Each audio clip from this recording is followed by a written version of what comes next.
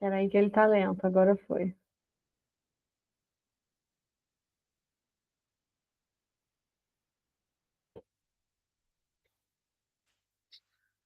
Vamos lá. Por que eu estou trazendo esse texto aqui para vocês? Porque esse texto do professor Zé Paulo, embora seja um artigo, ele é um texto que vai inaugurar a leitura do serviço social conectado com as transformações societárias. Um dado importante é que o livro Serviço Social em Tempo de Capital Fetiche é da professora Yamamoto, que foi publicado, eu acho que em 2004, 2007, que vai trazer essa leitura da época do capital financeiro, né, que já é agora a partir dos anos 90. Então, o texto do professor Zé Paulo, que foi escrito em 96, em janeiro de 96, é um texto que vai tratar da crise dos anos gloriosos, né, nos países de capitalismo central, na Europa, para acumulação flexível e como que isso vai acontecer no Brasil e os impactos para o serviço social. Então, é um texto que vai fazer uma leitura dessa transição do Fordismo keynesiano para a acumulação flexível, tá? E também ele vai trazer perspectivas de curto e médio prazo para a profissão. Então, esse texto é importante por essa perspectiva de análise.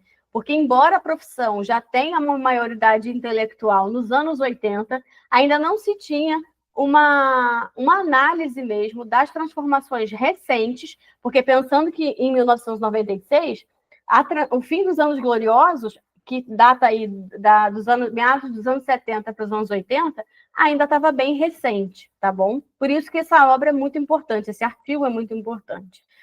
E os pontos de chegada que o professor Zé Paulo se propõe, né, nesse artigo é trazer para a gente como que as transformações societárias reconfiguram as necessidades sociais e criam novas necessidades sociais, como que elas transformam a reprodução da sociedade e também a divisão sociotécnica do trabalho, porque se antes a gente tinha o trabalhador do chão de fábrica, agora a gente vai ter o trabalhador informal, por exemplo.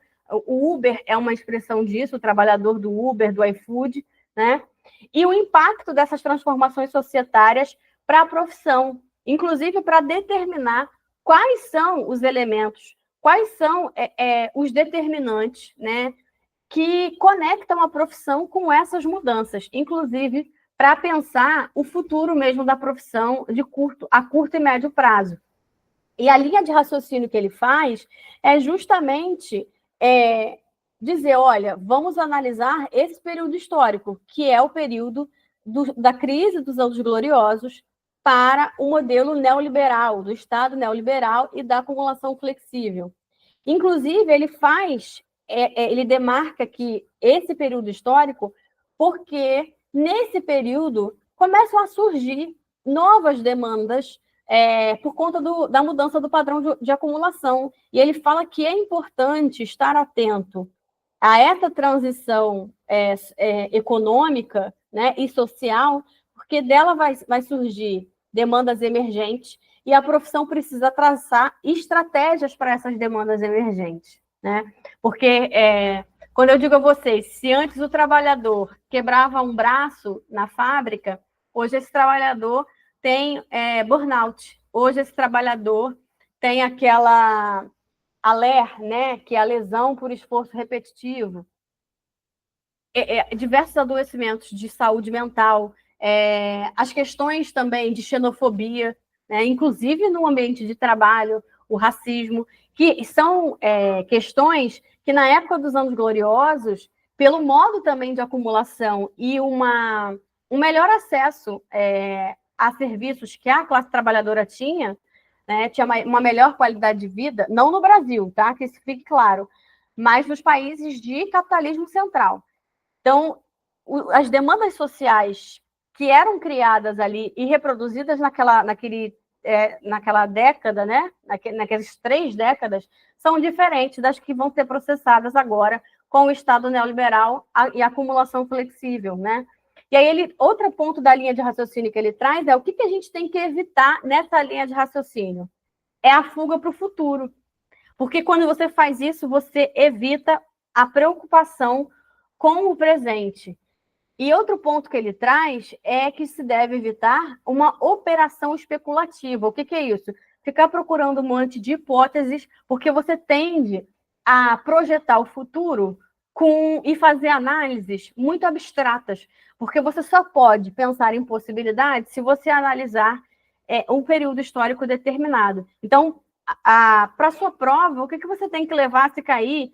O que o professor Zé Paulo, na sua construção sobre as transformações societárias, o que ele fala que se deve evitar, né, quando a gente analisa as transformações societárias? A fuga para o futuro e a operação especulativa, que é você fazer sempre um salto para frente, evitando as análises do presente, e fazer uma análise sobre hipóteses, né, sobre abstrações.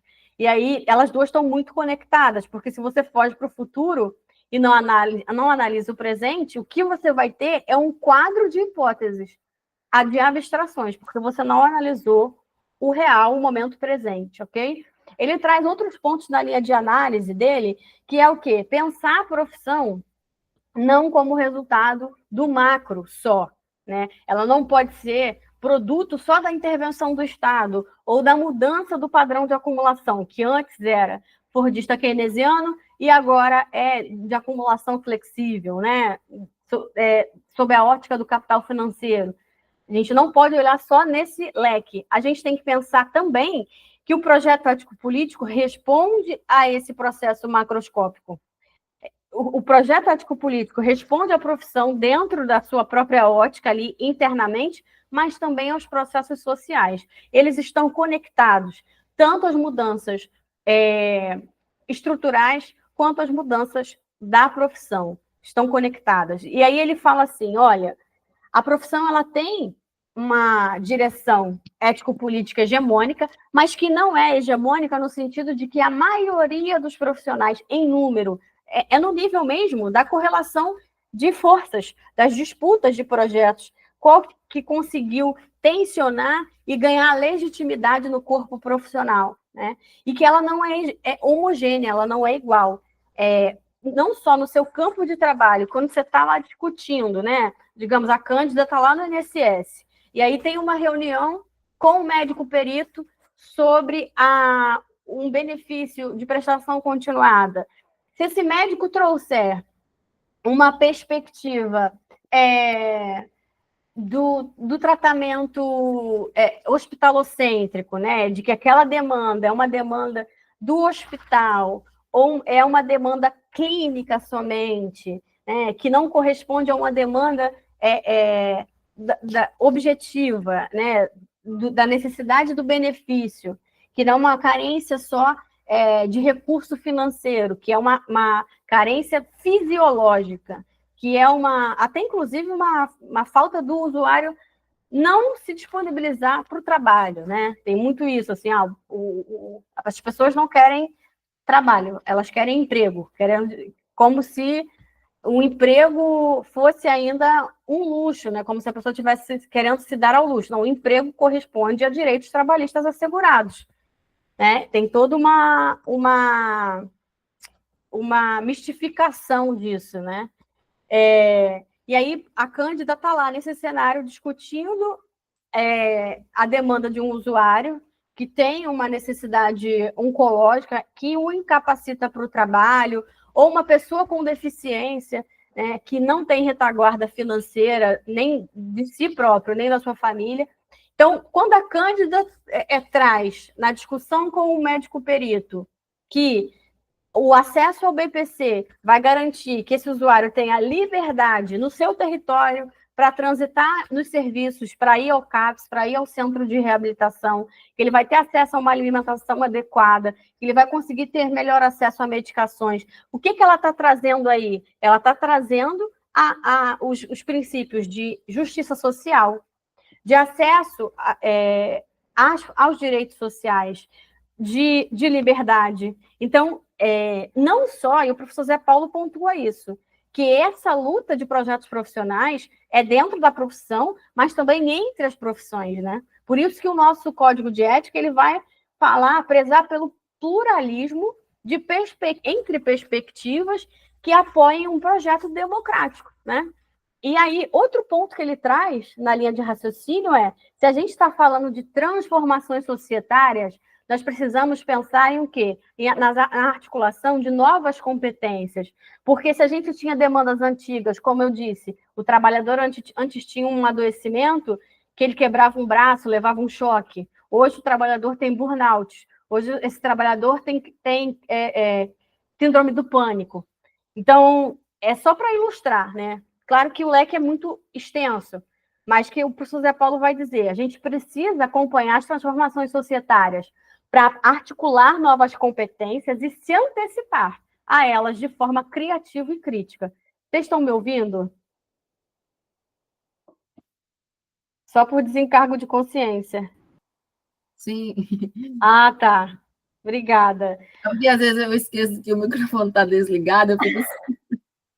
Ah, tá. Então vamos seguir. Veja só, eu vou fazer só um apanhado dessas transformações aí no âmbito da produção, da economia, da cultura, que o professor Zé Paulo traz, porque ele vai dizer que esses elementos vão impactar a nossa profissão no Brasil, né?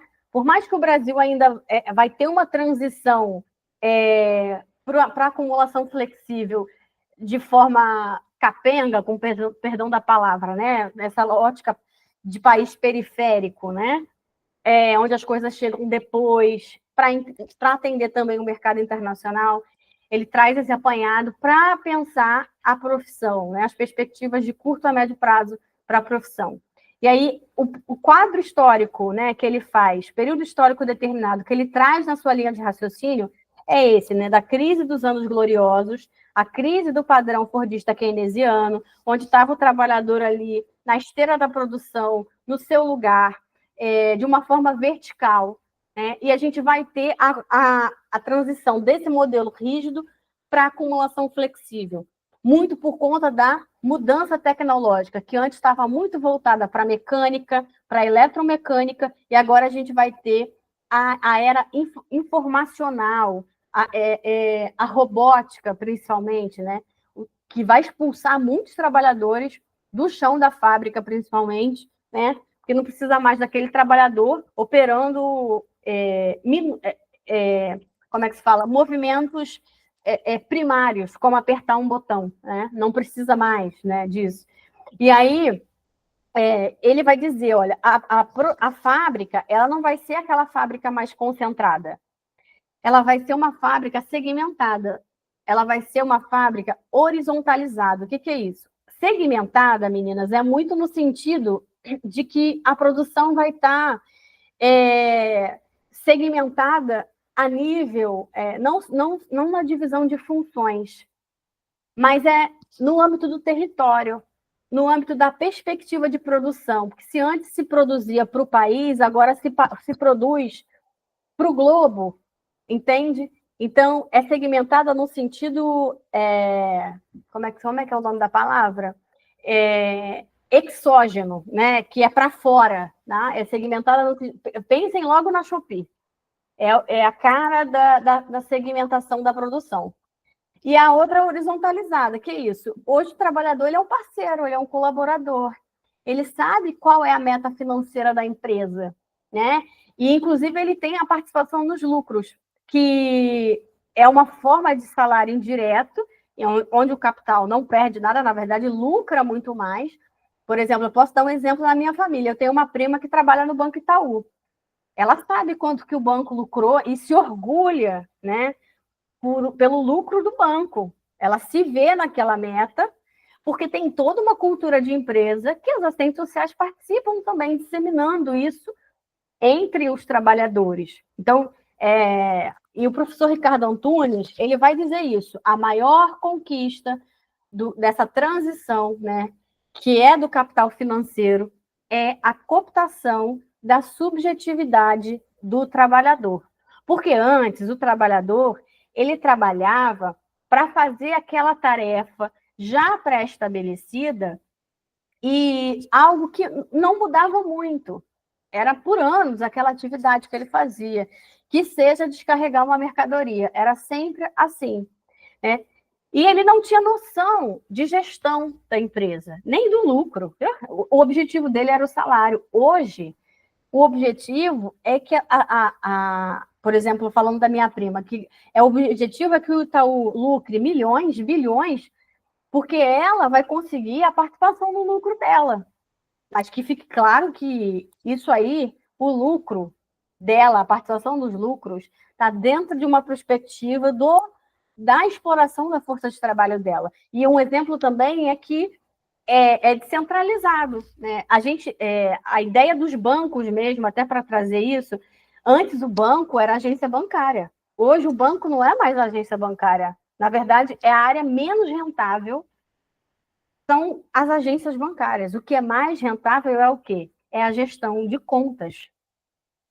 Então, hoje, não tem só aquele banco que você vai lá abre uma conta. Hoje tem o cliente Star, o cliente Elite, o cliente Plus. E dentro dessa ótica, meninas, tem uma massa de trabalhadores ali para fazer gestão de contas e te oferecer seguro de carro, seguro de casa, seguro de vida e seguro do Pix. Tudo isso é dinheiro, né? E fora os outros serviços que criaram, né? O Bradesco, eu vi na televisão esses dias, que você tem um concierge, né? Eu achei isso tão cafona, né? Mas você tem que é aquela pessoa que vai, se você quer viajar, ele vai te dizer qual hotel aceita os cartões Bradesco e onde é melhor para você ganhar pontos. Olha o nível, né? Não é mais o trabalhador que vai estar lá descarregando uma mercadoria todos os dias. Esse trabalhador tem que fazer uma pesquisa dos hotéis e vai pesquisar se ele vai viajar e onde que ele vai ganhar pontos. Pensa no nível de energia, de intelecto do trabalhador, tá? Então, esse é um exemplo claro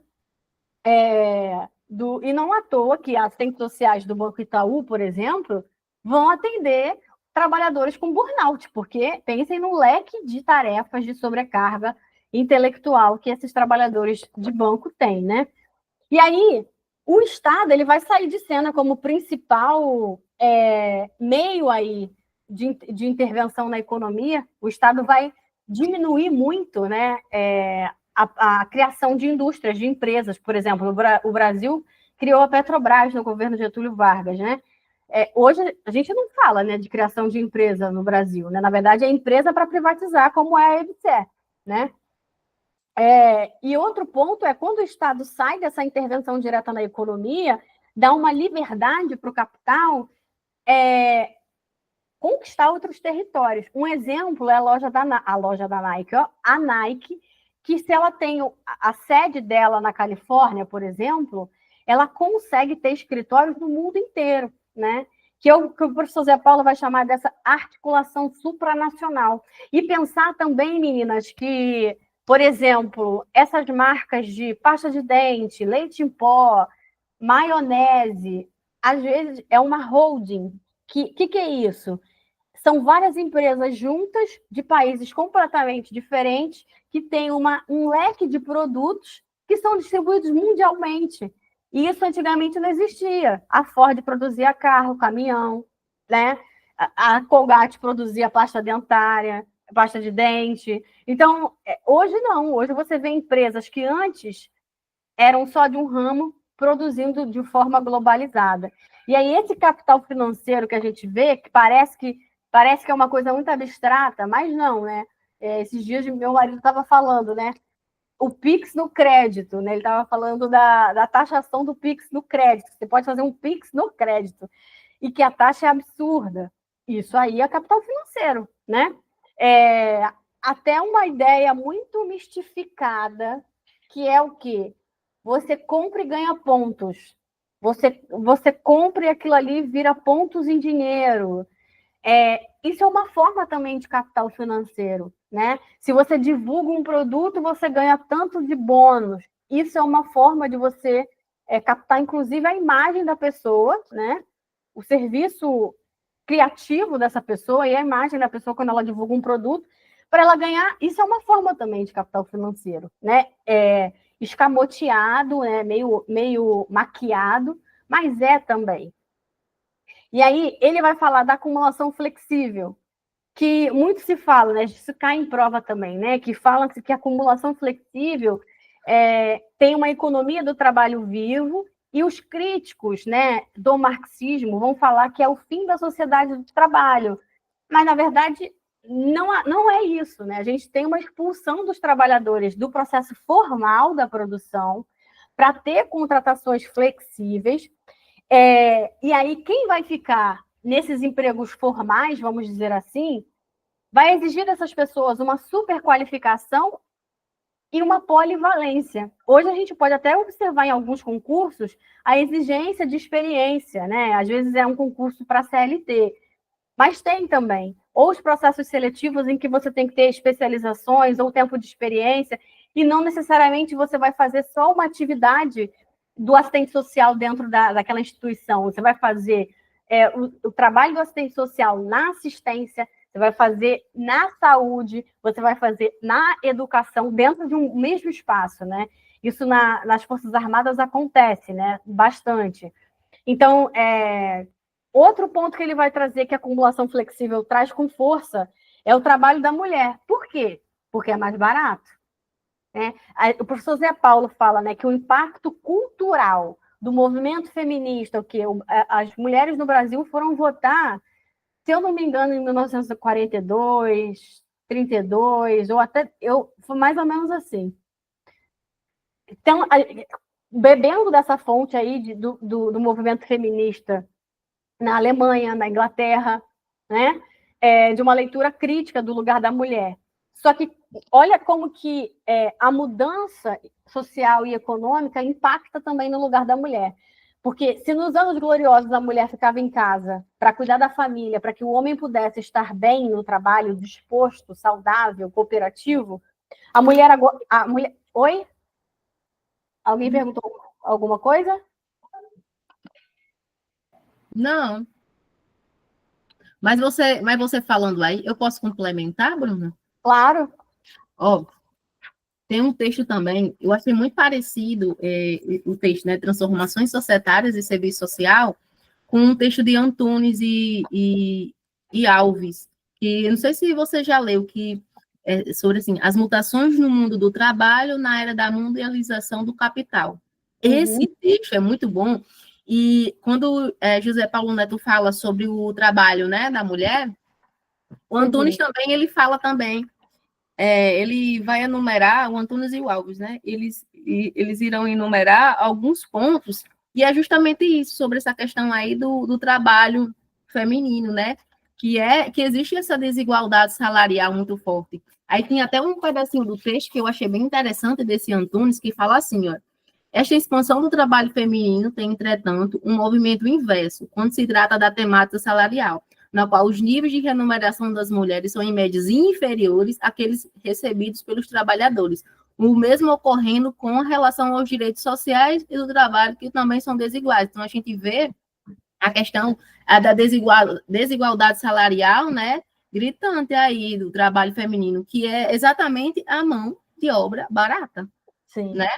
Sim. Eu achei bem interessante esse texto também. Aí ele vai falar também sobre a substituição dos homens por máquinas, entendeu? O trabalho polivalente, que é exatamente essa articulação que José Paulo Neto faz, né, com a menção da classe que vive do trabalho, que é exatamente de Antunes. É um texto, assim, bem, bem bacana. Fala também de outra tendência, que é sobre, deixa eu ver aqui, que é a exclusão dos jovens, né, no mercado de trabalho, e também das pessoas idosas também, né, no mercado de trabalho. Então, assim, é um texto bem, bem bacana.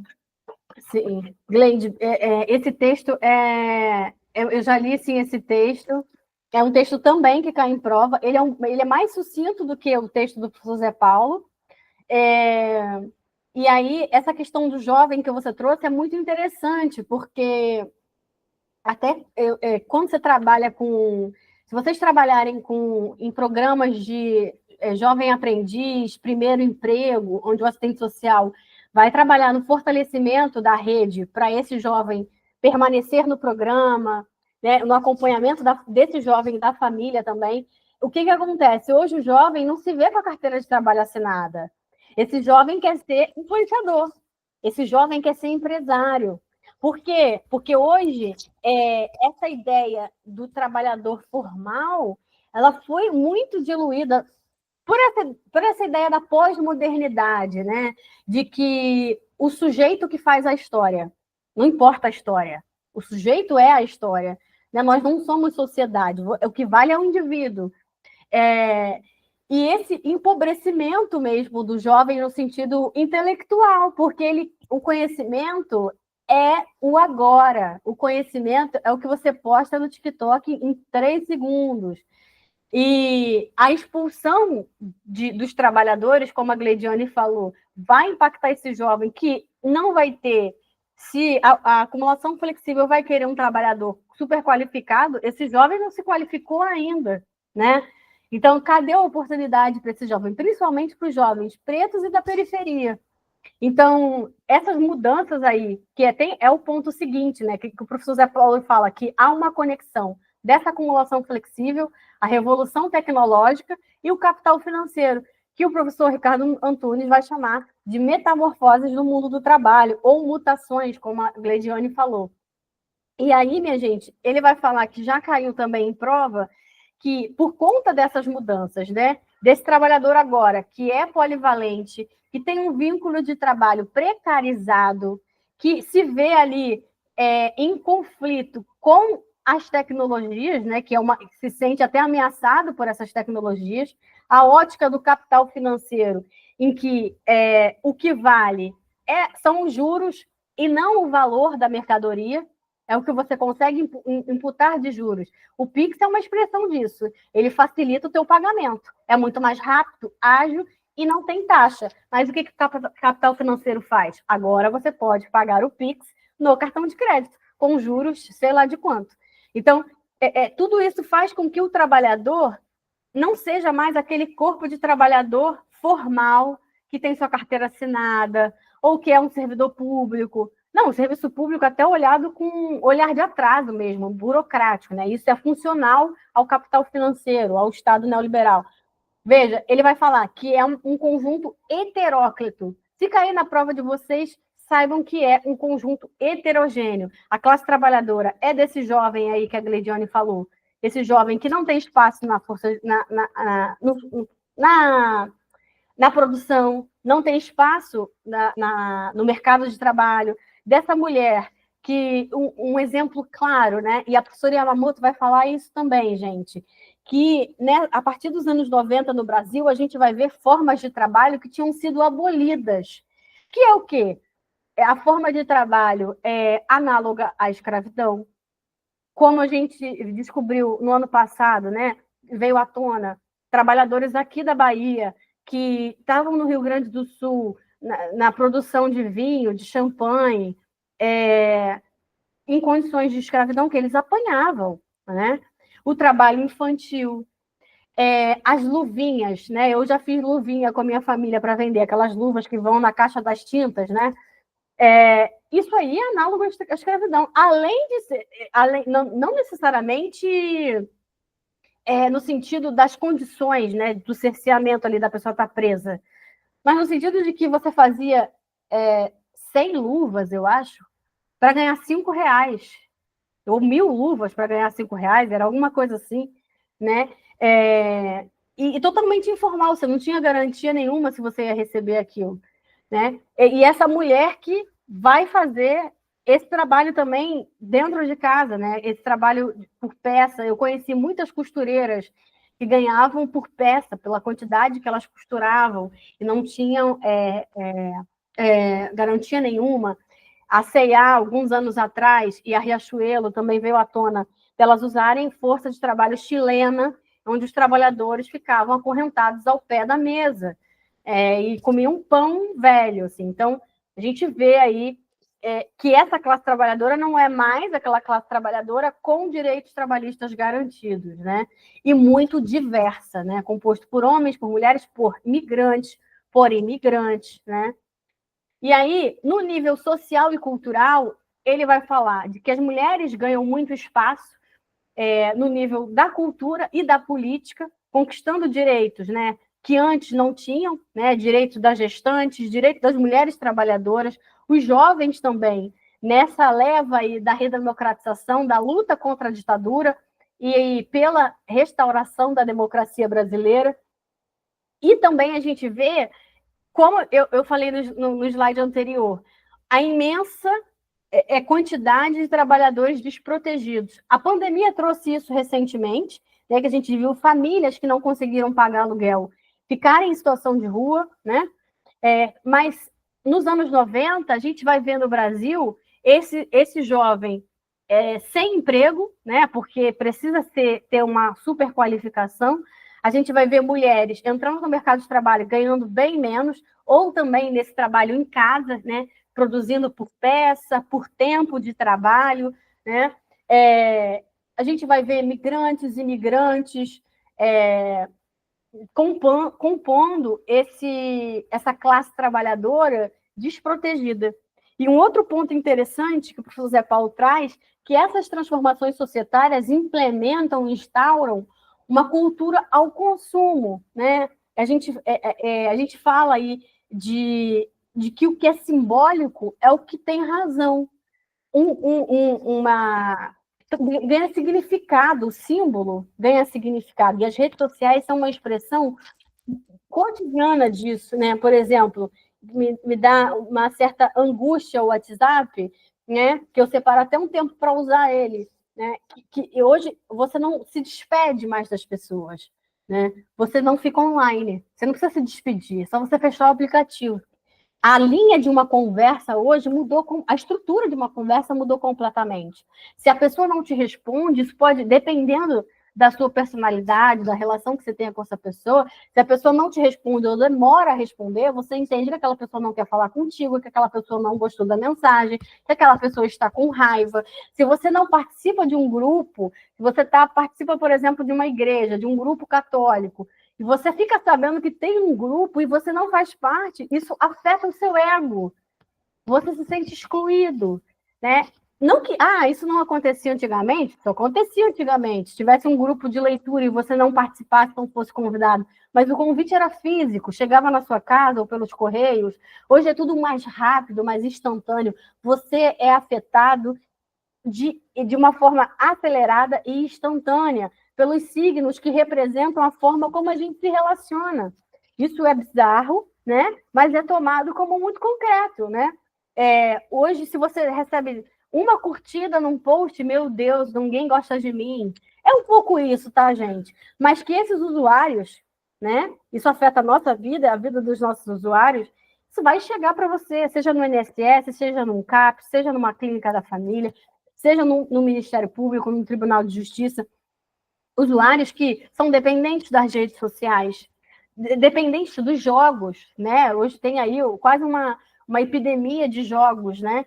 Então, o signo, né, ele ganha, né, o status de realidade, e isso colide com o que é histórico, isso colide com analisar as transformações societárias. E no nível da nossa profissão, o imediato, ele ganha esse estatuto de realidade. E eu já vi na prática profissional, né, as usuárias chegam, principalmente as mulheres, né, vítima de violência, mas aí fez alguma coisa para apanhar. Por quê? Se vê o olho roxo, né, fez alguma coisa. Será que ela não fez tal coisa? Só analisa o hematoma, embora falte empatia por aquele olho roxo minimamente, vamos dizer assim, né? Mas o que é imediato é real. Eu me lembro que quando eu trabalhava no CAPS, os usuários eles se expressam muito, né? Como todo mundo, né, que usa rede social, se expressa pela uns mais ou menos. Mas a gente discutia isso, né? Do quanto que os usuários usavam as redes sociais muitas vezes para sinalizar uma tentativa de suicídio. E ao mesmo tempo que isso tornava aquela demanda passível de ser julgada como banal, no sentido de que é só um como é que se fala? Incêndio falso, né? Um incêndio falso isso daí, né? Um alarde falso. Ao mesmo tempo, o quanto que isso é traumático, né? A pessoa repetir esse comportamento de sinalizar uma findar com a própria vida, né? É um exemplo delicado que eu trago para vocês aqui na aula, mas que pode aparecer, como aparece, né? E o quanto que é importante a gente superar essa imediaticidade, porque o que é imediato hoje ganha esse critério de realidade. E aí, no nível do Estado, né, no campo da economia e da política, o professor Zé Paulo vai falar assim que essas transformações societárias, quando chegam no Brasil, vai ter o Estado neoliberal, que é esse Estado que não investe, que vai retrair nos investimentos nas políticas sociais. E para isso, né, foi algo que eu vejo muito assim dos meus pais no início dos anos 90, do quanto que tinha essa demonização do Estado, né? Os meus pais conversavam muito sobre isso, né? De que tudo que... E hoje isso é muito forte, né?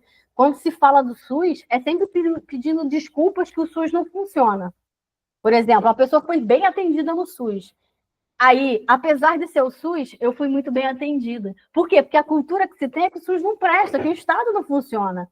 E aí tem essa sigla aí, FDP, para vocês levarem para o coração, né? Que as políticas sociais vão ser flexibilizadas no sentido de que elas vão ter uma intervenção não mais na ótica da qualidade de vida, né? Elas vão ser flexibilizadas, elas vão ser focalizadas também, essa ideia de que você vai atender pontualmente a demanda, e que a política ela não vai ter mais a ideia de integralidade, né, de articular diversas políticas sociais, mas sim vamos suprir ali uma carência financeira. Então, é R$ 50 a mais por filho no Bolsa Família. É isso, né? E ela vai ser descentralizada, como a gente tem a EBSER. É uma forma de descentralização, porque a gestão dos hospitais vão para a EBSER, e de privatização também, embora seja uma empresa pública, né?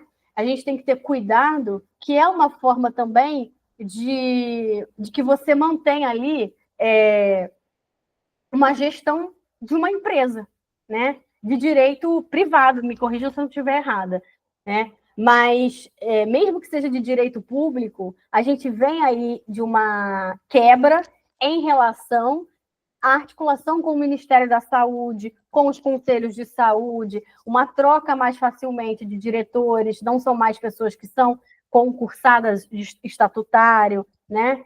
Então, é meio que nesse sentido. Só que quando o neoliberalismo traz essa ideia de que o Estado não presta, porque aí colocando de forma simples, né? O Estado não presta, né? Porque aí você consegue tirar o Estado, desresponsabilizar o Estado, e aí o que vai estar nessa ideologia? A liberdade, né? Faça você mesmo, né? O exercício da cidadania, né? E lembrando que a gente estava aí pós-Constituição de 88. Exerça a sua cidadania, seja solidário, é democracia, né? Vamos unir a sociedade. E aí tem o boom das organizações não governamentais. Então, essa flexibilização das políticas sociais, descentralização e privatização, na ótica cultural, vai estar ali, ideológica, vai estar ali articulado, coladinho com uma ideia de liberdade e de cidadania, para desresponsabilizar o Estado, para desmobilizar as lutas, porque aí se faça você mesmo, se cidadania é você criar uma ONG e a própria sociedade civil dá conta, para que luta social, né? Não precisa, né? E essa ideia de regulamentar para modernizar está muito ligada à ideia de não Estado, de anti-estatismo, né? E aí transfere para a sociedade civil e tem um impacto na organização da classe trabalhadora que não se vê mais representada por um Estado, tendo que dar conta das suas próprias demandas. E o professor Zé Paulo vai falar que isso recupera a lucratividade das grandes corporações com essa crise aí, porque a crise do Fordismo foi de que muita produção não conseguindo escoar essa venda, né? E nem crescer a taxa de lucro. Não é que eles não estavam lucrando, né? Havia lucratividade, mas não conseguiam mais crescer a taxa de lucro. E essa taxa média de lucro começou a cair pelo próprio padrão de muita produção de mercadorias também, né? E aí, com a implantação do neoliberalismo, da acumulação flexível, dessa globalização, a gente tem uma recuperação da lucratividade das grandes corporações, e toda essa despolitização, ela vai impactar na organização da classe trabalhadora, de uma dessindicalização, né? Os sindicatos eles vão ser descredibilizados, o governo do Fernando Henrique vai fazer muito isso aqui no Brasil. E esse isolamento da proposta socialista revolucionária, quase que não sai. Por que é isso? Uma abertura para a globalização colide com a ideia de um socialismo real que ainda existia no leste europeu. A queda do Muro de Berlim vai simbolizar a queda do socialismo real, porque ainda eram países que ainda implantavam o socialismo com as suas questões, não vou adentrar isso na aula, mas que ficaram isolados com essa transição para uma acumulação flexível, para uma globalização, para um Estado que não intervém mais na economia, né? Porque nesses países o Estado estava à frente da economia e dos serviços em geral. E aí a gente vai ter um alargamento da distância entre o mundo do rico e o mundo do pobre. Um exemplo que eu posso dar para vocês é Dubai, né? Dubai é um país feito, né, para os milionários. Por exemplo, coleções, né? Dubai em si, né? Ele vai criar coleções de bolsas de sapatos que só existem lá. Você só vai ter acesso se você comprar lá. Então, vejam que é uma estratificação dentro de uma elite capitalista. Então, e que vai estar muito combinada com a acumulação flexível, que vai produzir por demanda. Não se produz mais em massa, como no Fordismo keynesiano. Se produz para segmentos sociais e conforme a demanda. E a gente vai ter também uma ascensão do racismo e da xenofobia. E olha que contraditório, né? A gente tem aqui no Brasil a restauração da democracia, mas, ao mesmo tempo, a ascensão do racismo e da xenofobia. Xenofobia porque o Brasil vai receber, com a Constituição, com o Estado Democrático de Direito, com muitos países em guerra, a gente tem a Guerra Fria também, vai receber muitos imigrantes, mas, ao mesmo tempo, o professor Zé Paulo vai falar que essa ideia, a restauração da democracia com uma ideia com a ideia pós-moderna de que o sujeito é que vale, que o indivíduo é o que vale, é o direito a ter diferenças.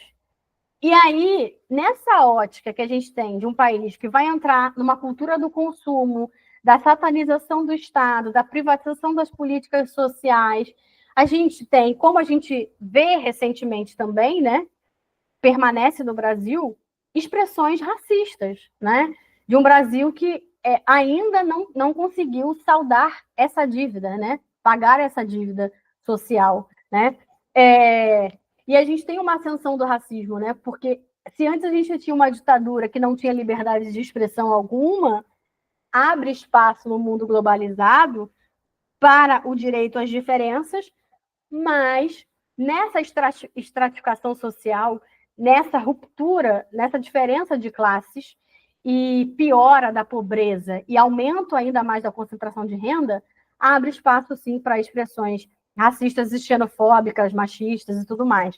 O professor Hobsbawm vai falar muito dessa crise ecológica, de que o capitalismo globalizado ele vai exaurir recursos naturais como nunca antes na história, como a gente está vendo hoje, não sei se vocês já estão acompanhando as queimadas em Los Angeles, como a gente teve a crise dos Yanomamis no início de 2023, ou seja, o capitalismo adentrando espaços que antes não se via, né? A extração de minério em áreas preservadas no Brasil, por exemplo, queimadas para você criar pasto e criar gado, né?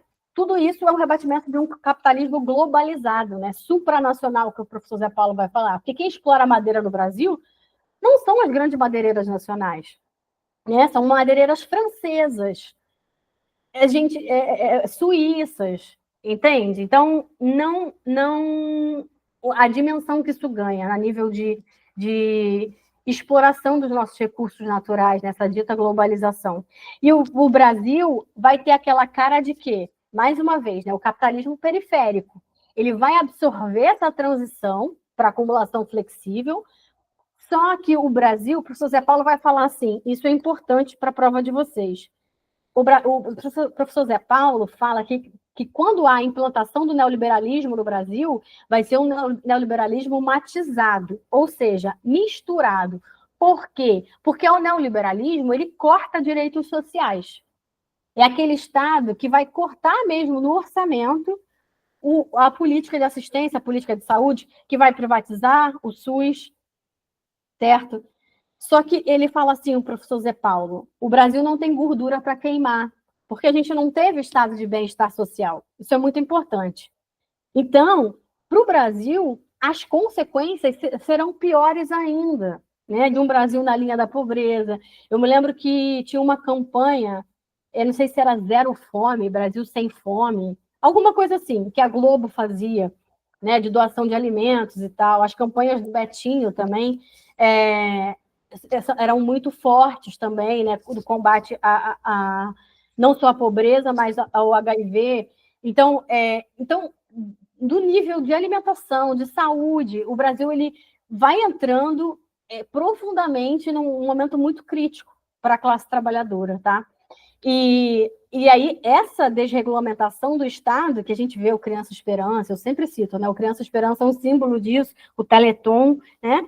Que o Estado, né, deveria lançar mão, né, de fazer essas políticas sociais acontecerem, ganha um símbolo de solidariedade. Vamos doar. Tanto, minha gente, que quando teve essa questão aí no Rio Grande do Sul, das enchentes, né, o repórter, os repórteres em geral, eles enfatizam a solidariedade. Ninguém quer saber do plano ambiental, de gestão ambiental que não foi feita, do planejamento urbano da cidade. Por que não botou o cano ali para não alagar a rua? Ou por que canalizaram os rios? Por isso que agora as cidades estão enchendo, porque botaram concreto onde era um rio, né? Então, a grosso modo, é mais ou menos isso. Aí o repórter vai lá e fala da solidariedade. Tudo isso está muito presente no nosso cotidiano. E aí, como é que está o serviço social nos anos 90? O professor Zé Paulo vai falar assim, desse contexto todo, ele vai falar, nós temos mais de 60 mil profissionais, nós temos maioridade intelectual nos anos 80, e um símbolo dessa maioridade intelectual é o livro Relações Sociais e Serviço Social no Brasil, da professora Yamamoto e do professor Raul Carvalho. É o símbolo disso. E ele vai dizer que o pensamento marxista deu o tom do debate profissional, tá? Inclusive, ele vai dizer que a onda conservadora, que cresceu mais agora nos anos 2000, né, vem crescendo, ela, nos anos 90, ela não ganhou espaço, né, porque as leituras, os debates da profissão estavam bem amadurecidos, dando respostas concretas à realidade naquele momento. Então, não é que o conservadorismo não estava ali, é que ele não ganhou espaço. Ele vai ganhar agora nos anos 2000 aí, mas não ganhou hegemonia, né? Que isso fique claro.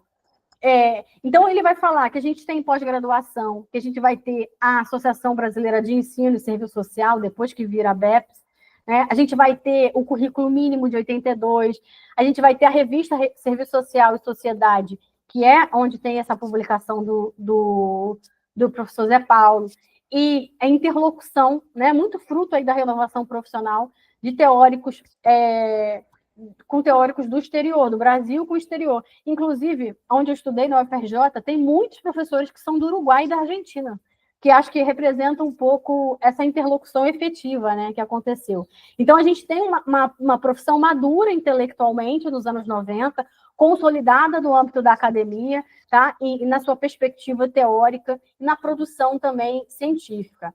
E aí, o que vocês têm que levar dessa aula? Ah, professora, eu não estou entendendo nada até agora. Para mim, está tudo uma doideira isso aqui. Eu não estou entendendo nada. É isso aqui que você tem que levar. Se você levar isso aqui, eu já vou me dar... você vai ter um ponto garantido na sua prova, certo? Por quê? Bebi uma água aqui, olha só. Qual é a problemática dos anos 90?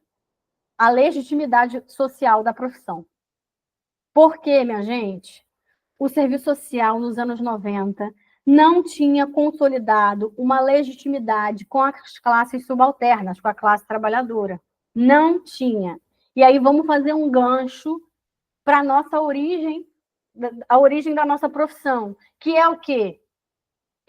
Vinculada à Igreja Católica, conservadora. E vamos lembrar que essa Igreja Católica, quando se articulou com a burguesia e o Estado para que a nossa profissão viesse à tona, vamos dizer assim, né?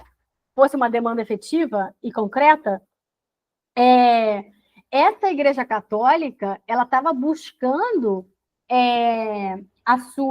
se reafirmar contra o socialismo e o liberalismo, tá? Inclusive contra o liberalismo no sentido da modernidade, né?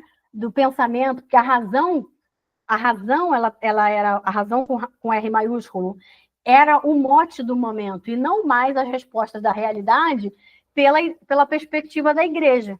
Então, o professor Zé Paulo ele faz essa análise que é muito importante, que a profissão ela vai estar consolidada no nível intelectual, mas não em relação à classe trabalhadora. E aí é muito interessante que a professora Yamamoto vai falar assim, a professora Yamamoto diz que a nossa profissão ela surgiu para atender a classe trabalhadora, mas não era uma demanda da classe trabalhadora. E veja que um período histórico dos anos 30 até os anos 90 é um período aí de 60 anos, se eu não estiver enganada, né? E aí que ainda essa profissão não tinha legitimidade social com os seus usuários, né? Isso é muito importante. O professor recupera essa questão do vínculo com a Igreja Católica e com o conservadorismo no geral, né? Tanto no sentido de uma perspectiva modernizadora ou numa perspectiva da reatualização do conservadorismo, enfim, bebendo de outras fontes, vamos dizer assim, mas no sentido dos usuários, não havia essa legitimidade. E também a disputa dos papéis do assistente social com outras profissões. O assistente social, nos anos 90, ainda, né, e até hoje permanece, né, acho que em menor escala, mas disputa o que é a função do psicólogo e do assistente social. Tanto que o Cefes publicou uma resolução para dizer, olha, assistente social não faz terapia de família, né? E o professor Zé Paulo vai falar disputa de papéis com a psicologia, com a educação, com a administração de recursos humanos, né? Não à toa que o Cefes publica essas resoluções atualizando o que é nossa competência e nossa atribuição privativa e o que não é. Mas ele vai dizer também que essas disputas estão relacionadas com outras profissões, mas ao macro. Por quê? Porque com a Constituição Federal, o serviço social teve uma participação importante na estruturação de muitas políticas sociais, né? A gente pode ter aí a LOAS, né? Como uma dessas que o serviço social participou à frente, a construção do SUS também. Então, essas disputas têm a ver também com uma ampliação do nosso mercado de trabalho, tá? Não só no sentido de disputa de papéis, mas em relação com outras profissões, mas também a demandas macroestruturais no âmbito das políticas sociais.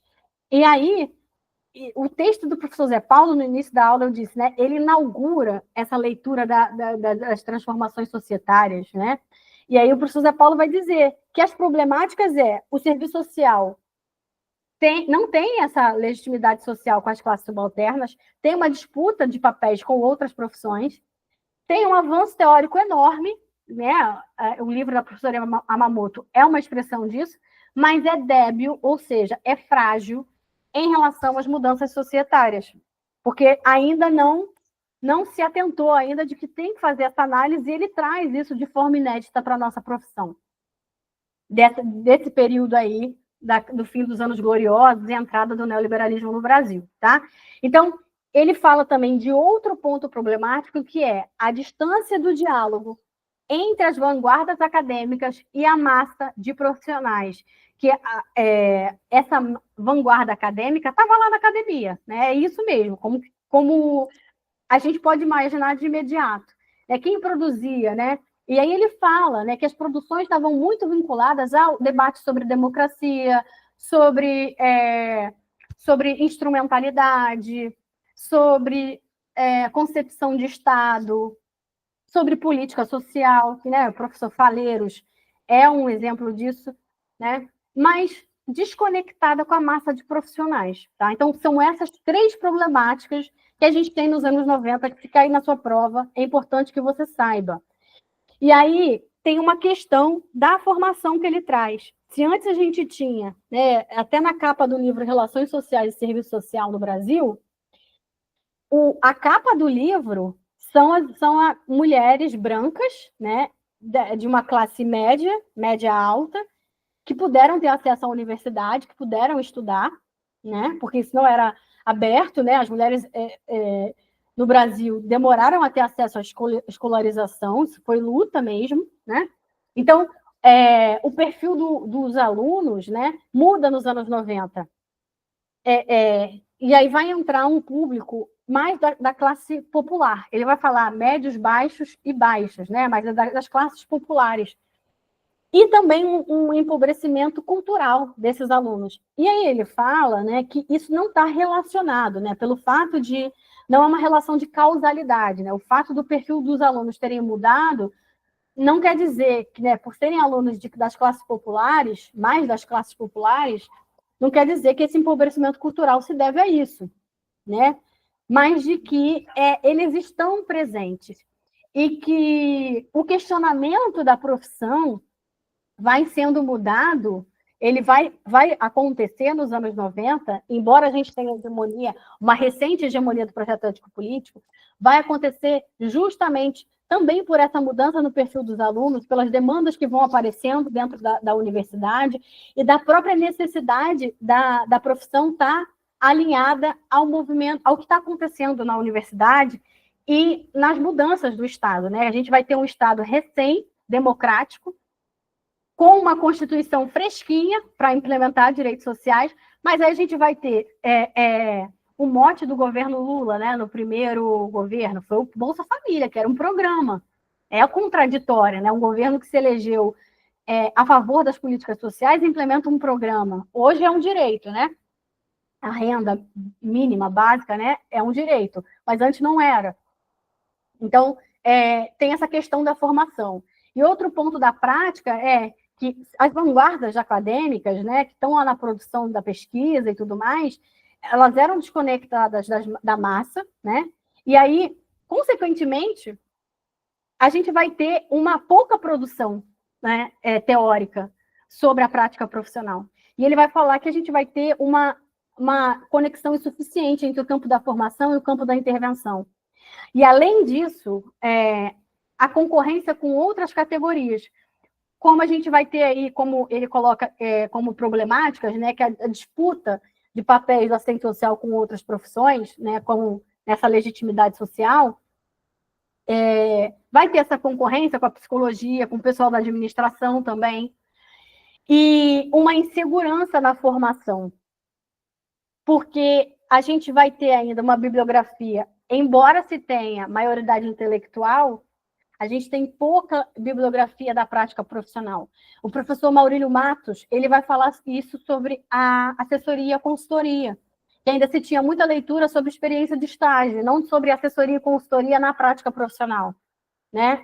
Então, a produção bibliográfica se dava ainda muito sobre estágios, né? A professora Ana Vasconcelos, que vai falar de prática profissional, de interdisciplinaridade, se eu não estiver enganada, vai falar da política de saúde também. Ela é um grande símbolo aí de falar da prática profissional. Por quê? Porque ela foi para a prática, fez mestrado, e aí eu acredito que depois dos 40 anos que ela foi ser professora universitária. Ela fez o movimento inverso, né? A professora Yolanda Guerra também, ela entrou depois também, né? Trabalhou em outros espaços. Então, essas profissionais conseguem trazer leituras da prática profissional. Isso é muito importante, porque nos anos 90 os profissionais vão estar inseguros em relação à profissão e vão recorrer a esse lastro conservador, né? Do atendimento pontual, de olhar o indivíduo, de não fazer uma análise conectada com a conjuntura, né? De que o profissional é aquele profissional da ajuda, né? E aí, qual é o ponto crucial que o professor Zé Paulo faz para a gente analisar os anos 90 no Brasil, que cai muito em prova? Que ele vai dizer daquela forma elaborada que ele traz, né? Ele fala assim, os parâmetros ideopolíticos e teórico-culturais mais presentes no campo profissional. Que embora, o que é isso? Embora a gente tenha ainda uma profissão que não esteja produzindo tanto assim como depois dos anos 2000 vai acontecer, uma produção maior sobre prática profissional, a gente vê muita bibliografia hoje sobre serviço social na prisão, serviço social nas escolas, serviço social na habitação, como também livros multiprofissionais, né? De serviço social junto com o sócio-jurídico, né? A psicologia no sócio-jurídico também tem publicações, né? Então, ele vai falar assim, que a gente vai ter, embora a gente não tenha tanta produção assim, e essa insegurança em relação à prática profissional, a ruptura com o conservadorismo foi muito clara. Estava bem fincada e estabelecida. Porque havia uma compreensão ideológica, cultural, sobre a ruptura com o conservadorismo. E isso é muito real. Na prática profissional, vocês percebem isso. O profissional sabe que o assistente social é o quê? O profissional a favor dos direitos. Mas quando ele faz um atendimento, é comum ele culpabilizar o indivíduo. Não é raro, não. É comum. Muito pela lógica do trabalho, sobrecarga de trabalho, falta de recurso. Não é para colocar na conta que é culpa do profissional. É responsabilidade do profissional ter uma leitura crítica, não culpa, né, por uma leitura, mas é responsabilidade ter uma leitura que supere o imediato, mas o profissional entende que a sua profissão está conectada com a cidadania, com a democracia, com o Estado de Direito. Então, isso é muito valioso, tá? Porque antes, né, antes da nossa renovação, era o profissional da ajuda, né? Isso é muito importante. Então, o que cai muito em prova é a profissão rompeu com o conservadorismo profissional. E isso favoreceu essa renovação teórico-cultural, porque a gente tinha um código de ética em 93 que falava da liberdade, da justiça social, né? Do respeito às diferenças, de um projeto profissional vinculado à construção de uma nova ordem societária. Olha que incrível isso, né? E essa maturidade intelectual dos anos 80. E aí ele vai dizer que um ponto importante é a perspectiva de intenção de ruptura, porque ela trouxe os principais suportes para a inserção do serviço social na academia. Uma expressão da intenção de ruptura é o método BH, que é o método de Belo Horizonte, né, que é da PUC de Minas, que conseguiu trazer a perspectiva crítico-dialética, quase, eu vou falar de uma forma meio simplória, né, mas conseguiu traduzir como que o materialismo histórico-dialético poderia ler a realidade, né, instrumentalizar o profissional para fazer atendimento. Mais ou menos, como que um questionário socioeconômico pode ter uma leitura crítico-dialética? Não é dessa maneira, tá, meninas? Mas eu estou tentando traduzir para vocês o que esse método BH conseguiu fazer. Ele é uma expressão da intenção de ruptura, que dá esse suporte, né? Que validou a intenção de ruptura e o materialismo dialético enquanto perspectiva para a profissão. Tá? Só que ele vai dizer que essa ruptura com o conservadorismo foi hiperdimensionada. Uma ideia muito clara disso é que os assistentes sociais sabem que nós somos contra, né, coletivamente, nós somos contra o racismo, nós somos contra a xenofobia, nós somos contra o machismo. É tudo, né? Profissionalmente, existe demarcado o papel do assistente social, quais são as bandeiras de luta da nossa profissão.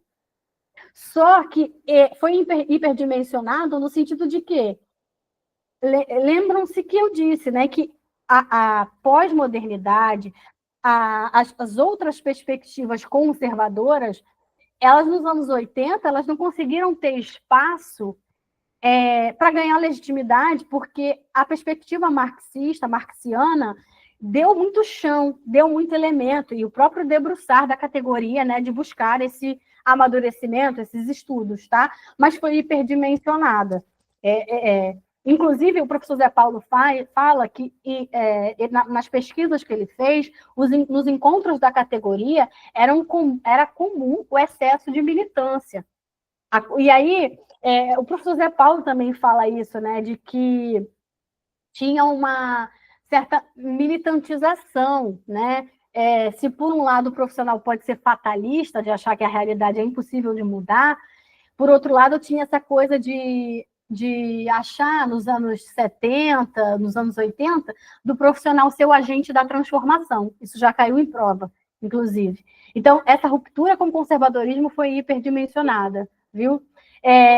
E aí, a principal expressão de uma perspectiva que critica a hegemonia do projeto ético-político, que critica também a leitura crítica, é a pós-modernidade.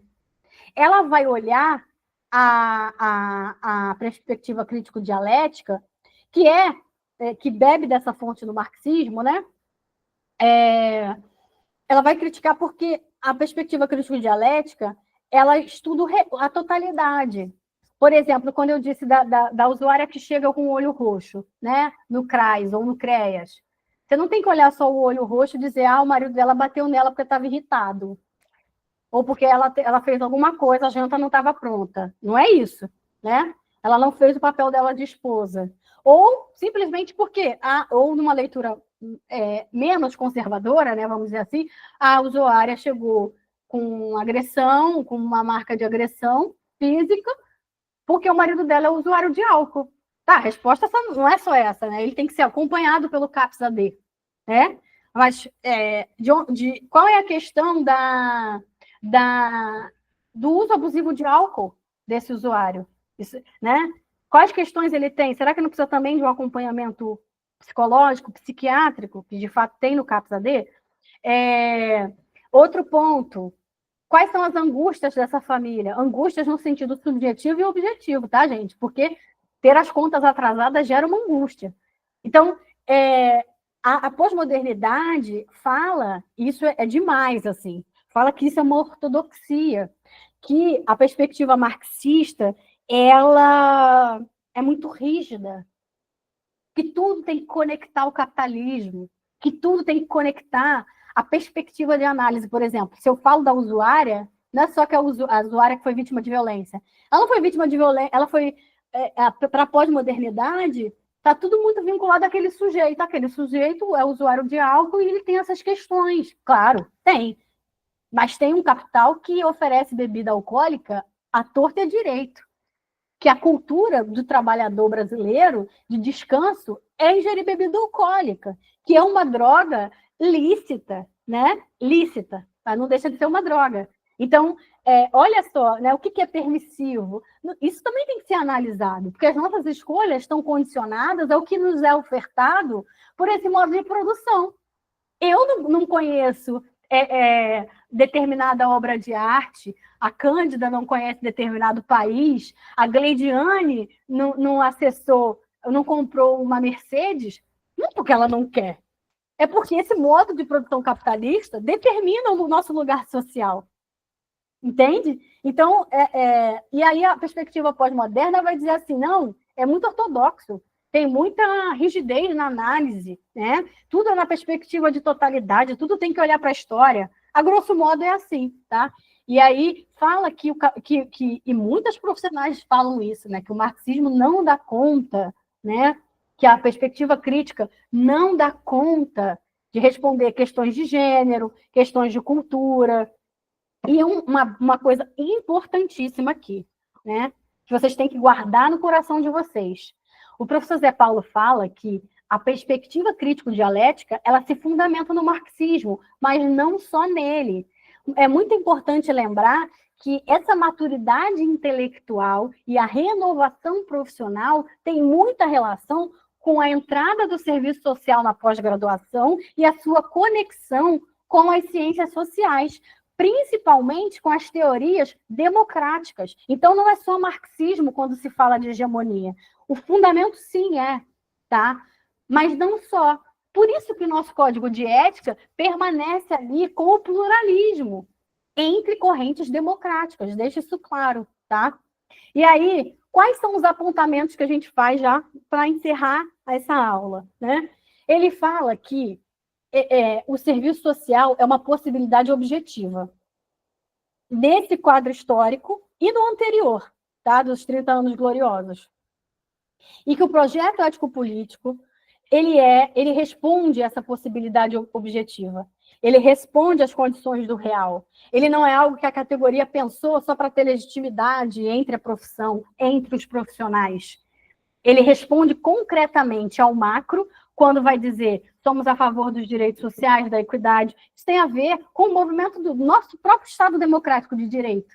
Quando diz lá que é direito de todos e dever do Estado, o acesso a bens sociais, isso aí está correspondendo ao macro, tá?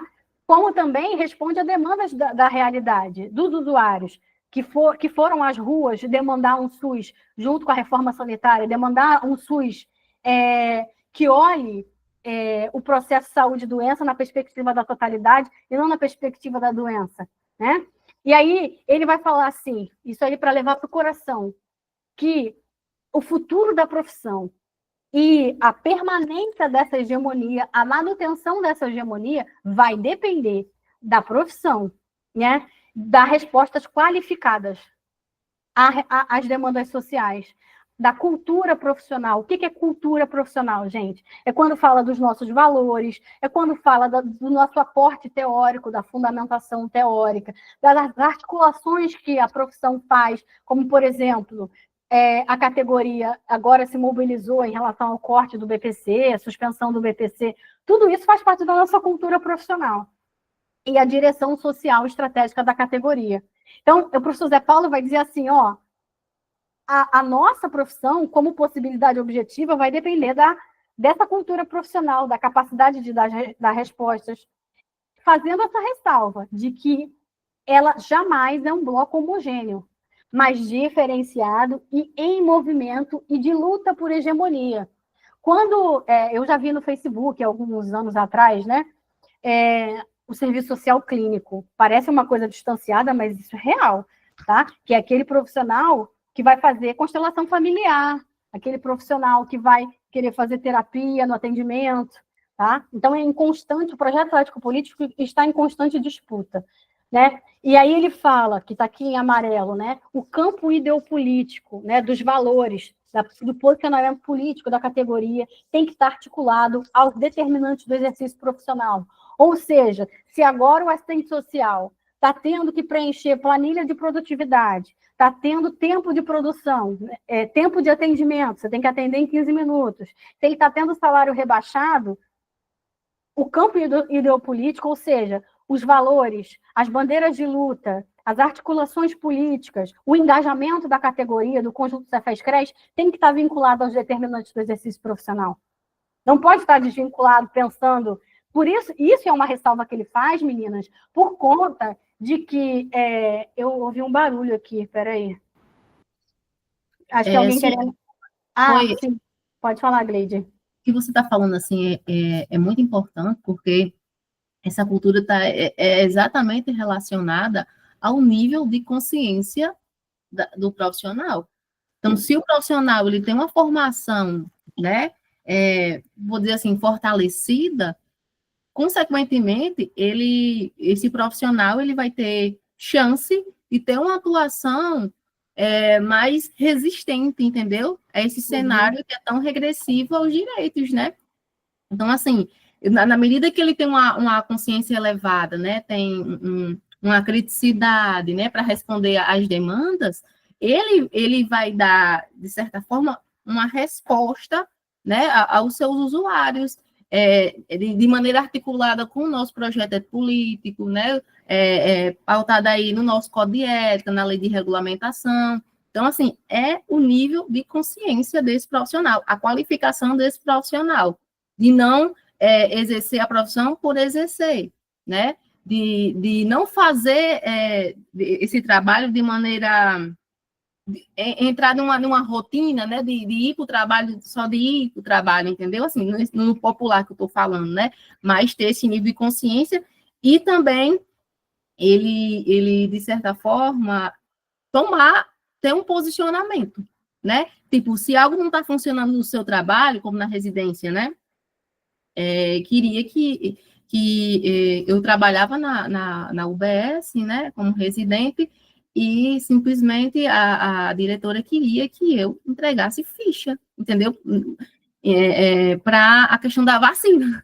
Então, assim, gente, eu poderia até entregar as fichas, entendeu? Naquele momento, né, assim, da Covid, né, estava muito forte, mas, tipo, já tinha passado um pouco, né, então, assim, o meu trabalho não era aquele, de entregar ficha para a questão da vacina. Então, eu tive que posicionar, entendeu?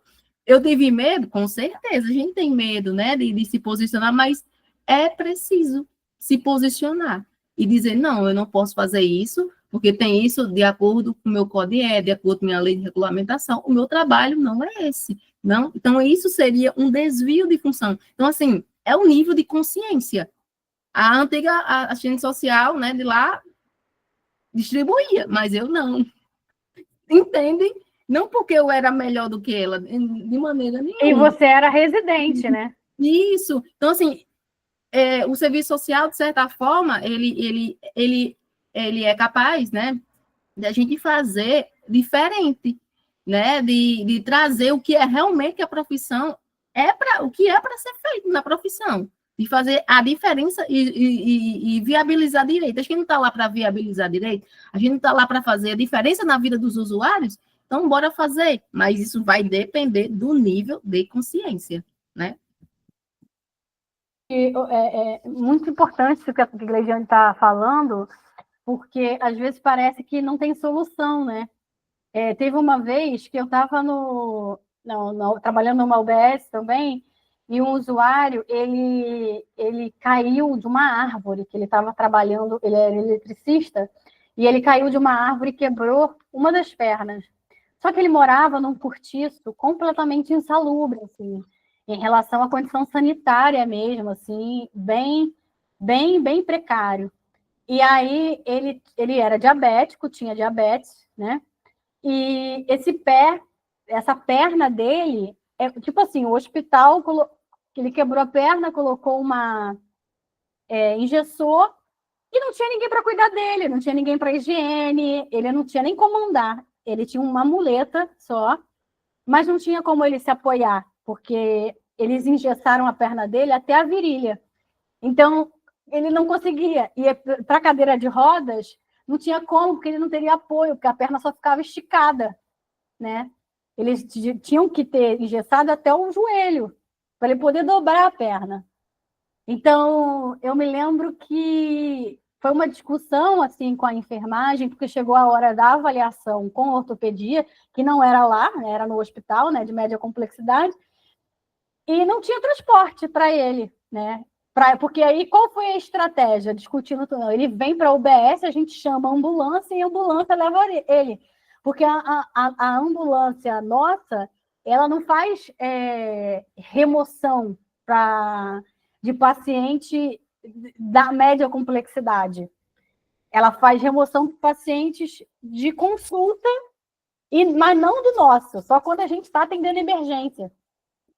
Eles fazem remoção dos pacientes que a gente encaminha para o setor de ambulância, mas não é do posto de saúde. A não ser que a pessoa passe mal na UBS, a UBS não tenha condições de atender e encaminha para o pronto-socorro. E aí, como era uma demanda de urgência, a estratégia foi: ele vem aqui para a UBS, e aí a gente chama a ambulância dizendo que a UBS não tem condições, e aí ele vai ser avaliado pela ortopedia e ficar internado, porque em casa ele não tinha condições de cuidado. Não tinha retaguarda familiar, não tinha como tomar banho, como fazer sua própria comida, nem tinha condições de alimentação. Então, isso que a Gleidiane falou, da consciência, é muito importante. Eu faço acrescento também a questão de parceria, para você não pensar que você está sozinha. Porque quando isso acontece, você acha que só você está passando por aquilo, ou você não vê coisas que os outros colegas estão vendo. Inclusive, eles podem te dar ideias também, e sozinho você não resolve demanda complexa. Então, até no sentido do retorno de chama que se tem às vezes, né? De você bater o pé e dizer como a Gleidiane fez, né? Então, as parcerias também são muito importantes. Eu vou seguir aqui, porque a gente já está fechando.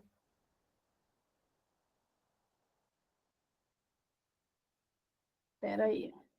Para apresentar essa do slide atual. Bom, e aí o que o professor Zé Paulo vai falar que a gente vai ter no curto prazo, né, de tendência para a nossa profissão? Um embate, né, um conflito sobre as demandas profissionais imediatas. Ele diz que o que vai pautar a discussão da profissão a partir dos anos 90 o assunto são as demandas profissionais imediatas e que a perspectiva crítica que se ancora, né, o projeto ético-político hegemônico, vai precisar de coragem cívica e intelectual, ou seja, vai precisar se posicionar enquanto profissão, enquanto sujeito coletivo, né, e também enquanto intelectual, no sentido da pesquisa, né, de pensar a realidade. E ele vai falar assim: as transformações societárias, elas vão trazer demandas tradicionais. Lembram-se que eu disse, né? O trabalhador, ele não é aquele mais que quebra um braço, é também esse, mas é aquele que tem depressão, né? Que vai ter o diagnóstico de depressão, que vai ter o diagnóstico de síndrome do pânico. Então, são demandas tradicionais e novas, do tempo presente, né? E que o universo de profissionais vai estar muito heteróclito, né, como ele fala, mas muito mais diverso, muito mais heterogêneo. Uma expressão disso é a população em situação de rua, né? O Cefes fala que, hegemonicamente, a população em situação de rua tem mais pessoas com deficiência que compõem a situação de rua, mas a gente também tem famílias que moram na rua, que não podem mais pagar aluguel, a gente tem muitos imigrantes, né? A gente tem gestantes, né? Então, jovens, né? Crianças, é muito heterogêneo, né? Num bloco só da população em situação de rua, são diversos sujeitos, né? Com as suas questões. E não só mais aquela pessoa, porque antigamente a população em situação de rua era o travesti, era o usuário de álcool, era o desempregado. Estava muito demarcado, né? Era aquela moça que perdeu a virgindade, né? Que perdeu sua honra, né? Como se dizia antigamente. Então, hoje não. Hoje tem advogados, né? Pessoas formadas, graduadas que moram na rua, né? Um exemplo que eu tenho também sobre o quanto que é heterogêneo, né, a classe trabalhadora, que a parte aí da população que a gente atende, o concurso para Gari, na cidade do Rio de Janeiro, que é a minha cidade natal, tinham muitos advogados e engenheiros fazendo a prova. Então, é uma expressão aí do quanto essa classe trabalhadora está diversa e sendo aí impelida, né, a ter diversas estratégias de sobrevivência, né? A sair do seu campo profissional, a tentar um concurso de nível médio, né, de não ter oportunidade na sua profissão. E aí fala também que uma professora, a professora Yolanda Guerra fala, vai exigir da gente mais criatividade, mais eficácia. Isso porque a gente pode pensar, gente, a República, né, que é para jovens, né, que compõe aí a assistência social, né, na alta complexidade, né? As repúblicas, as unidades de acolhimento, os CAPS, tudo isso são equipamentos recentes, né? Tem um pouco mais de 20 anos, ou até menos, alguns. Então, demanda da gente novas estratégias. O serviço social vai ter que se reinventar, né, também no sentido das estratégias de forma criativa. E aí ele vai falar e é uma coisa que acontece muito, né? No mercado de trabalho, o que ele vê de perspectiva é o quê?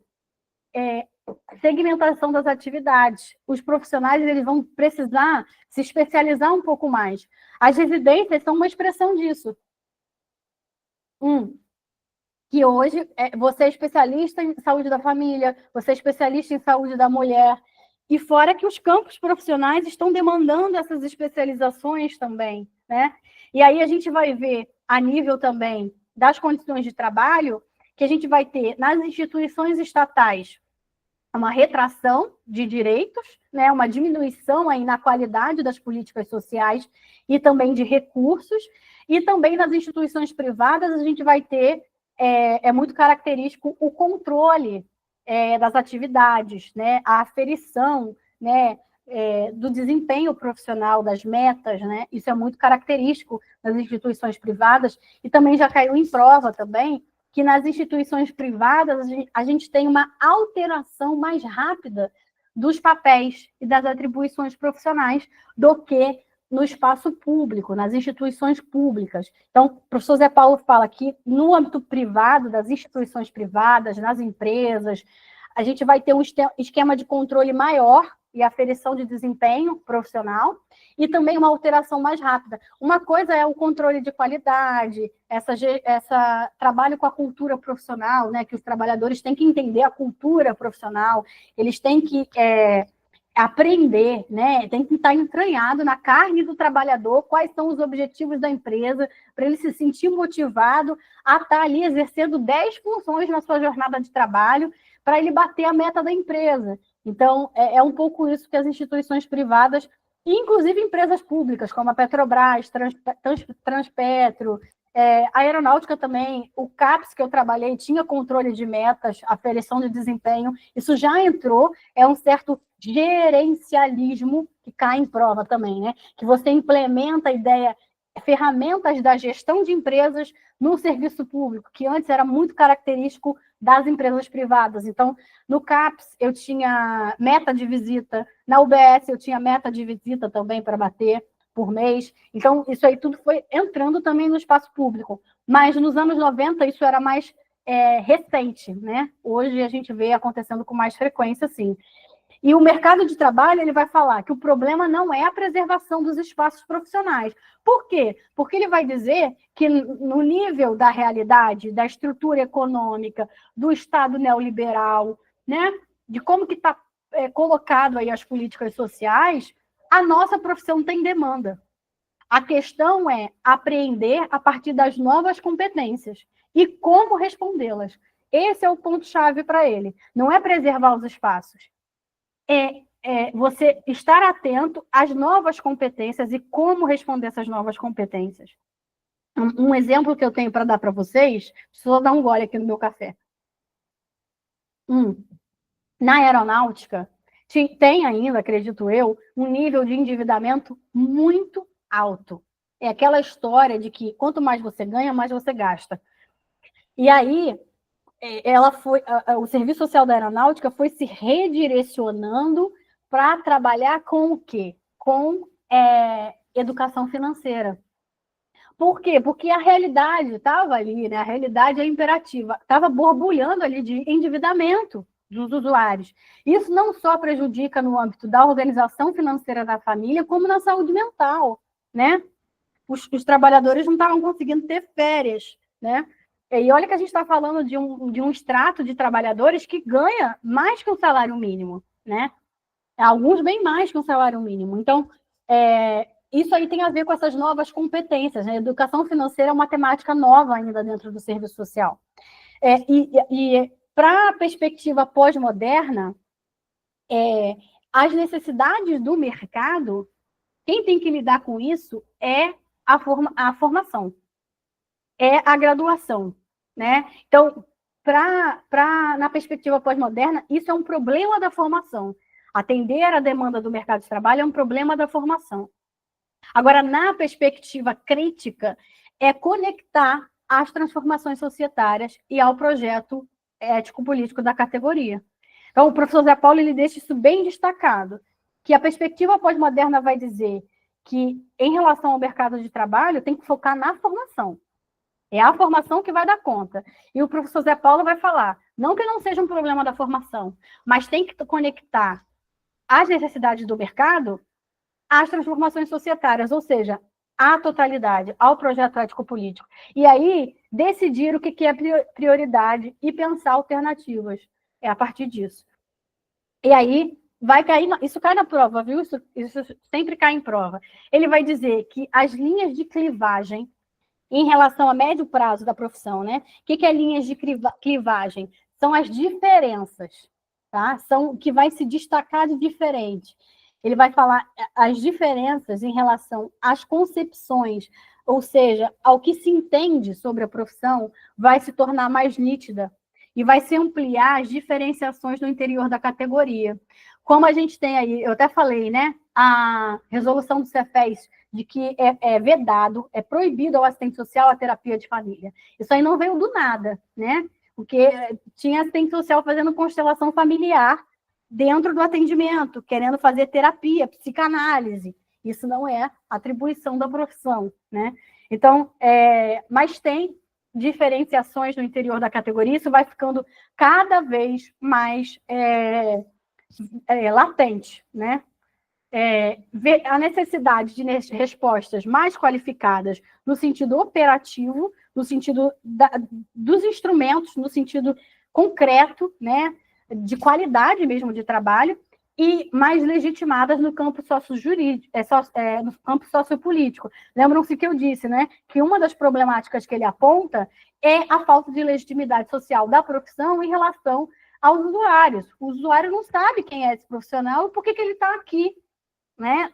Que ele tem conexão com as minhas necessidades, né? Então, as respostas elas têm que estar qualificadas no nível operativo e legitimadas no campo sociopolítico. Gente, por isso que a leitura crítico-dialética vai dizer que a nossa profissão tem que estar conectada com os movimentos sociais, com as lutas da classe trabalhadora, porque isso dá legitimidade social, né? Além de ser produto para uma forma de trabalho, né? As demandas sociais, as demandas da classe trabalhadora, isso fortalece o projeto ético-político, como também fortalece o projeto, né, de fortalecimento dos movimentos sociais, da classe trabalhadora, né?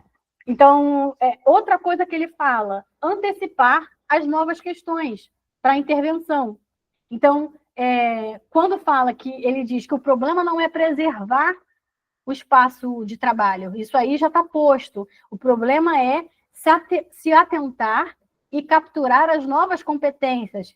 Para quê? Para você se antecipar às novas questões. Muito porque isso vai ampliar o espaço de trabalho e enriquecer. Olha quanto que é rico, por exemplo, o espaço de trabalho no serviço social nas escolas, né?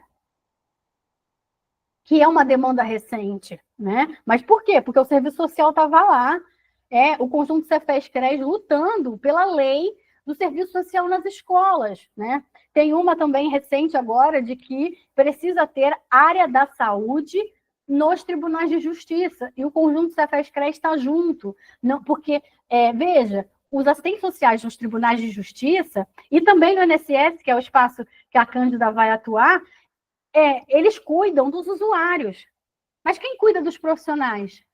Então, o conjunto Cefes-CRES está empenhado aí, porque isso amplia o espaço e enriquece também, porque a partir do momento em que a gente está se apropriando dessa demanda, a gente precisa se debruçar, estudar para estar capacitado, né? E aí ele vai dizer que permanecem as tensões e os conflitos na definição de papéis e atribuições profissionais, né? Do que é. E aí é muito, muito real, isso principalmente na saúde, né? De que o assistente social, alguns profissionais não se veem como assistentes sociais. Eles se veem, por exemplo, quem trabalha na cardiologia. Eu sou profissional da cardiologia. Eu sou profissional da clínica médica. Eu não sou assistente social, eu sou profissional da saúde coletiva, né? A professora Bravo, né, que discute muito política de saúde, ela também vai fazer uma crítica a isso, né? Então, dentro da profissão tem esses conflitos, como também em relação a outras profissões.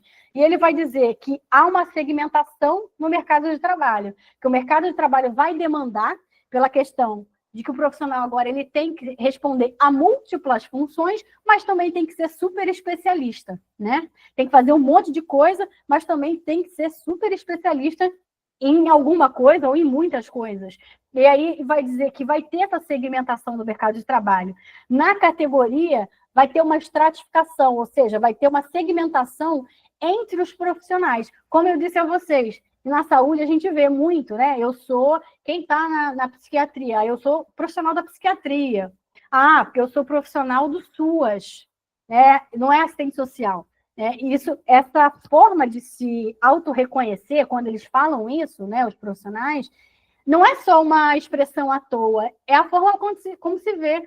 Eu me lembro que no CAPS criou um certo estranhamento em relação a mim quando eu fui fazer o serviço social, porque os profissionais eram profissionais da saúde mental, independente da sua graduação, da sua formação.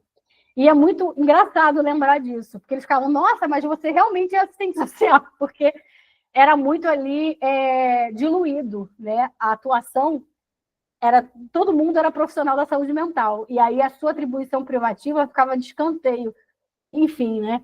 Tinha essas questões. E na formação, o professor fala que vai ter essa segmentação, tem ainda hoje, eu acho que em menor escala, né? Mas mudanças na relação entre as escolas de formação e os demais segmentos da categoria. E isso fortalece muito, minha gente, essa ideia de que teoria é diferente de prática, o distanciamento da pós-graduação, das universidades com os segmentos da categoria, da prática, fortalece muito essa ideia de que na prática a teoria é outra, né? Infelizmente. E aí o professor Zé Paulo, ele dá 2 pontos. Ou a formação profissional para manter o perfil generalista, colocando a especialização como um requisito para exercício profissional, e ele diz que isso é possível fazer na teoria crítica, tá? Por quê? Que é o que tem hoje, né? A gente tem uma graduação generalista. A graduação é para você atuar em qualquer área, em todas as áreas, né? Na habitação, na previdência, na saúde, né? E aí, a especialização como um requisito. Por exemplo, você atuar num CAPS, se você for fazer um processo seletivo, é bem capaz que você precise ter uma especialização ou uma residência na saúde mental, né? E ele diz que é possível a perspectiva teórico-crítica, né? Fundamentar esse tipo de formação, que é o que permanece hoje, né? Ou uma formação para especializações, que vai muito em relação, conectado com a pós-modernidade, que é você ser técnico, que você tem que ter máxima eficácia operativa, que você vai atender uma área particular, que vai ser aquele profissional focado naquela resposta pontual e imediata, né, voltada para essa especialização. Isso está muito alinhado à perspectiva conservadora, viu? Por mais que isso é importante, os pós-modernos dizem que eles não têm nada de conservador, tá? Mas uma das falas, assim, né, uma das expressões maiores da pós-modernidade é o fim da história. E aí eles trazem isso, né, muito no sentido de que a realidade é líquida, né? A realidade é líquida. O que importa é o agora. O que importa é se você postou no Stories. Se você não postou, você não existiu nessas 24 horas, né? O que importa é a fala da fulana, e não a conjuntura. A fala da fulana é importante, mas a conjuntura também é. Então, o professor Zé Paulo vai dizer assim, a pós-modernidade se diz à frente do seu tempo, mas, na verdade, ela está muito conectada à Igreja Católica conservadora, né? Essa leitura do sujeito, do indivíduo, de voltar para o sujeito, né? Então, ele fala, embora tenha diferenciações da pós-modernidade para a doutrina social da Igreja Católica, elas se conectam, sim, na perspectiva ideológica, quando elas colocam o micro, o imediato, a leitura do pontual nas suas análises. Então, ele fala que a projeção no médio prazo para a profissão é manter o perfil generalista, colocando a especialização como requisito para a atuação profissional, e isso a perspectiva teórico-crítica consegue contribuir, ou uma formação para especializações, que é aquela pessoa que já vai fazer a graduação focada para trabalhar no INSS, focada para trabalhar na educação. E ele fala que isso corresponde aos anseios pós-modernos, que é uma perspectiva conservadora. E, para fechar, ele fala que quais são as tendências de desenvolvimento da profissão? É a continuidade da perspectiva de ruptura, e aí ele reforça, a continuidade da perspectiva de ruptura vai depender se a profissão, se o projeto ético-político hegemônico vai estar atento às novas demandas, se antecipar a elas e dar respostas qualificadas e com legitimidade social, né? Vai ter também a perspectiva de cariz tecnocrático, herdeira da perspectiva modernizadora, mas renovada pela perspectiva neoliberal. O que é isso? A perspectiva modernizadora tinha aquela ideia burocrática, né? Gleidione sabe bem isso, né? Da ótica do positivismo, mas com a perspectiva neoliberal, ela vai, digamos assim, ela vai estar nessa ideia de ver o trabalhador, ele vai estar naquela engrenagem burocrática, as demandas vão ser analisadas como fenômenos em si, e não numa perspectiva de totalidade, mas o profissional, o trabalhador, ele vai se ver como parceiro. A sociedade vai se ver como parceira, né, que entra muito essa ideia da solidariedade. Então, vai ter essa modernização conservadora, né, com esses traços que traz muito do neoliberalismo, né, da própria sociedade corresponder às suas necessidades sociais e do trabalhador na acumulação flexível se vê como um colaborador. Né? Então, é mais ou menos isso que o professor Zé Paulo fala dessa vertente aí da modernização conservadora com a perspectiva neoliberal. A terceira tendência que ele diz é a reatualização do conservadorismo, que é aquela que vai olhar no sentido fenomenológico, né? De observar o fenômeno mais no sentido de observar a fala do usuário, no sentido do que ele traz no seu diálogo, na sua fala, mas ele diz que essa expressão é tímida. Eu acho até que a constelação familiar ela vai muito um pouco por essa linha, porque não sei se vocês conhecem a constelação familiar, né? Mas a pessoa retoma um ponto, um cenário, uma experiência que ela viveu, e a partir dali ela vai relembrar aquele processo, e ali mesmo vai ser resolvido, pelas falas que forem apresentadas. Me lembra um pouco essa lógica, porque na reatualização do conservadorismo, a fala do usuário era o principal recurso para atender a demanda, tá? E o outro é a vertente neoconservadora, inspirada na pós-modernidade, que vai ser essa que vai valorizar muito o micro, que vai analisar muito a vivência desse usuário, o momento desse usuário, como também vai negar o macroestrutural, né? Que o sujeito é quem faz a história, e não o sujeito na sociedade, né? É um mundo onde não há sociedade, só há indivíduos. Esse é o lema da pós-modernidade. E uma outra vertente é uma vertente mais radical, que vai misturar a solidariedade, uma certa radicalização, né? Que vai desconsiderar o Estado, vai considerar o povo. Não me vem um exemplo muito agora de imediato, mas eu acho que um pouco também da extrema-direita, né? Eu acho que tem um pouco isso, né? Que traz essa ideia, não da solidariedade em si, mas de desconsiderar o Estado, né? De considerar o povo no sentido do empreendedorismo, né? Que é um empreendedorismo a solução para os problemas do Brasil. Acho que me lembra um pouco isso, né? E que são extremamente tradicionais, né? E fascistas também, né? E aí, essa antimodernidade, né, que o professor Zé Paulo vai falar, e esse conservadorismo é muito vinculado à Igreja Católica, que a pós-modernidade ela acaba também flertando, incorporando, né, na sua análise dos processos. E ele vai dizer assim, vai ter uma articulação da vertente de cariz tecnocrático e da vertente neoconservadora, da vertente da reatualização do conservadorismo com a neoconservadora e da vertente conservadora com as vertentes aparentemente radicais. E um confronto entre a intenção de ruptura e a vertente modernizadora com a perspectiva neoconservadora. Então, assim, só para repetir, ele fala que vai ter um confronto mesmo, como a gente vê hoje, né? Da intenção de ruptura com a modernização conservadora, né?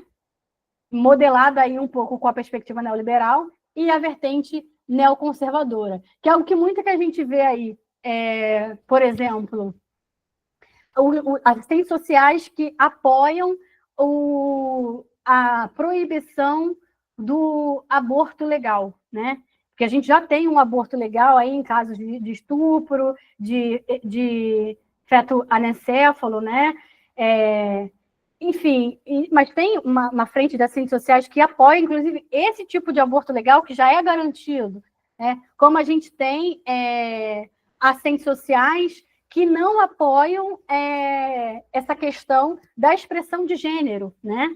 da expressão de gênero, de transexuais, de bissexuais, muito ligadas a quê? À igreja, né? A gente tem isso no serviço social. E isso está muito ligado também a essas perspectivas conservadoras, assistentes sociais extremamente gerencialistas, que colocam o planejamento antes de tudo, antes da leitura crítica, isso está muito ligado à perspectiva modernizadora, né?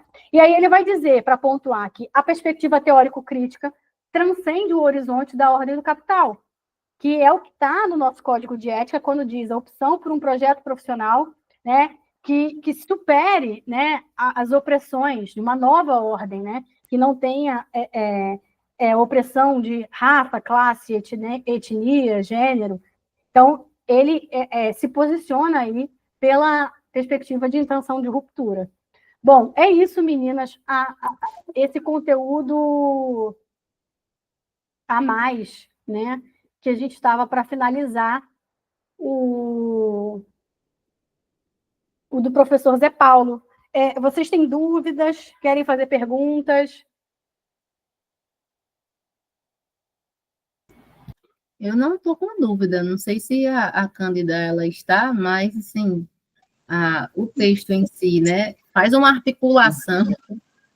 Eu fiz a leitura aqui, mas você explicando, estou lembrando aqui o que o José Paulo Neto ele falou, né? Mas assim, traz uma articulação com FHTM, com questão social, com política, né, com instrumentalidade, e a riqueza do texto, e a gente fazer essas articulações, né, e exatamente isso que ele vai falar, né, assim, de a gente jogar na realidade, e a gente acompanhar essas transformações, porque o serviço social ele não está, né, separado, né, ele está vinculado a esse modo de produção, né, e fazer essas articulações e realmente acompanhar, porque todo o processo histórico aí, né, veja, o texto é de quando? É de 1996. 96. 96. Então, assim, 96 e hoje a gente vivencia, né? Então, assim, o quão real o que a produção de José Paulo Neto, né? Tipo assim, 96 para 2025. E assim, esse texto eu quis trazer para vocês, ele é denso, a gente pode ter outras aulas dele, dividido por capítulos também, para adentrar um pouco mais, mas porque fala-se pouco desse texto na preparação para concursos, porque acaba falando muito da transição dos anos gloriosos, mas esses, por exemplo, as perspectivas a médio prazo para a profissão, elas são importantes, tem questão de prova sobre isso, né? E isso que a Gleidiane falou também, né, e a Cândida trouxe o ano, né, que é 1996, vejam que ele inaugurou uma análise importante, e nos anos 2000, a professora Yamamoto, quase 10 anos depois, também porque ela trouxe uma pesquisa muito densa, ela vai falar do capital financeiro e do serviço social. Então, o professor Zé Paulo, ele não é o professor Zé Paulo à toa, né, mas esse texto, ele inaugura mesmo, e ele coloca uma lanterna imensa, um holofote, para dizer, olha, o que pode acontecer com a profissão nos próximos 10, 15 anos. Isso cai em prova, é um texto que se fala pouco nos cursinhos, eu sei porque eu já tive assinatura de cursinho, sei como é, e todas as bancas cobram, né? Ficou mais alguma dúvida? Não. Professora, eu achei realmente um texto muito denso. No início eu achei. Mas quando começou os anos 90, aí realmente, sabe? Aí eu vim entender melhor. Mas eu uso, vou te falar, o que Gleidiane falou que riqueza de texto. Eu pensei logo nisso, gente, que riqueza. E assim, eu vou te falar, professora, poucos, para mim, não são poucos que falam desse texto. Ninguém, eu nunca. Assim, os cursos que eu tomei, os contatos, eu nunca ouvi falar nesse texto. Então, assim, ele é muito de uma riqueza muito profunda. E eu também adorei demais. E valeu muito.